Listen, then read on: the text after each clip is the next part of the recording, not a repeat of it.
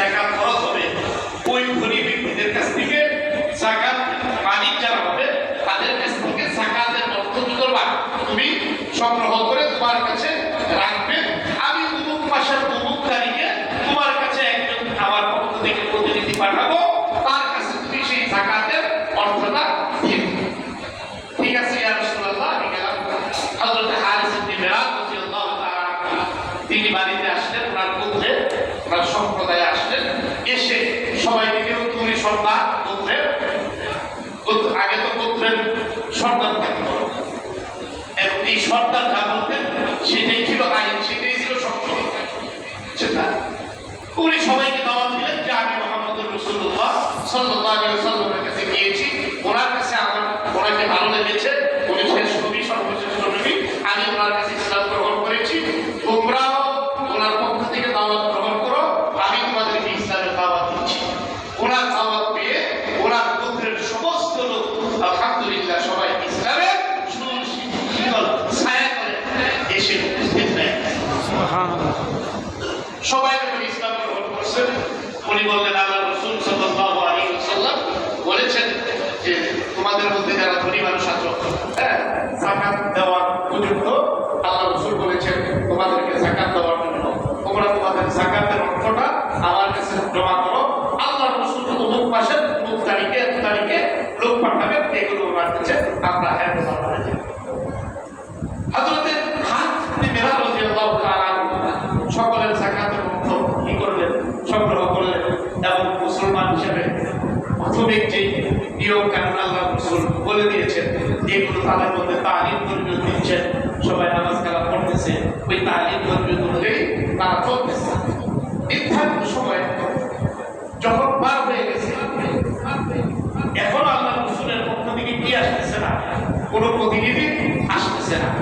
আল্লাহ রাসূল সাল্লাল্লাহু আলাইহি ওয়াসাল্লামের পক্ষ থেকে যখন কোনো প্রতিনিধি আসতেছে না, হযরত হারিস ইবনে মিরাদ রাদিয়াল্লাহু তাআলা চিন্তা করলেন আমার কোনো কাজে বা কথায় আল্লাহ রাসূল কি অসন্তুষ্ট হলেন কিনা, যার কারণে উনি হয়তো কি করেন নাই, কাউকে কোনো প্রতিনিধি পাঠান নাই, এরকম হতে পারে।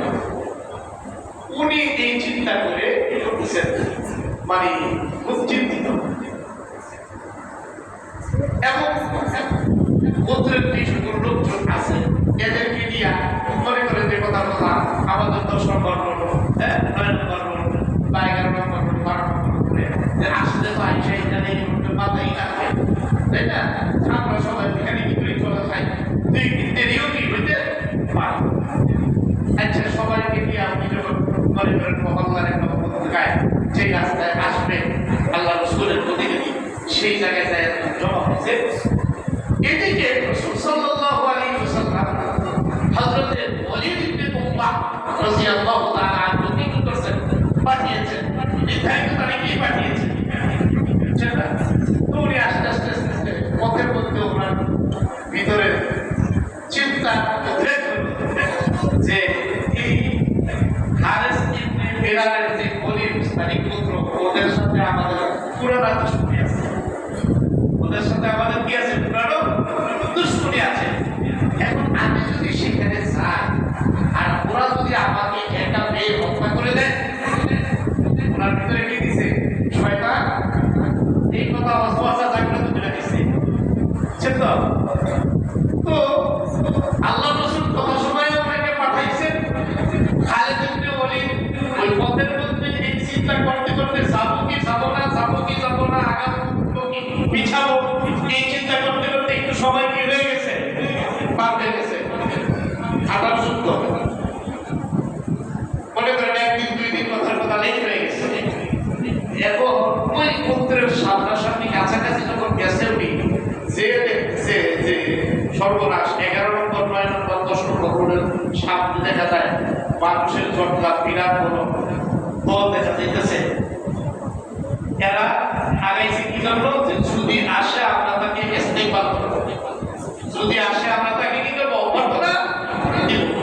আর ওয়ালিদ ইবনে উকবা চিন্তা করতেছে পুরানা শত্রুতা আমার তাদের সাথে আছে, দূর থেকে যখন এই দল দেখছে সর্বনাশ, কথা তো আমার ধারণা তো সত্য, ওরা তো আমার মারার জন্য কি হয়েছে, রেডি হয়েছে, সব এক সেটা উনি ওই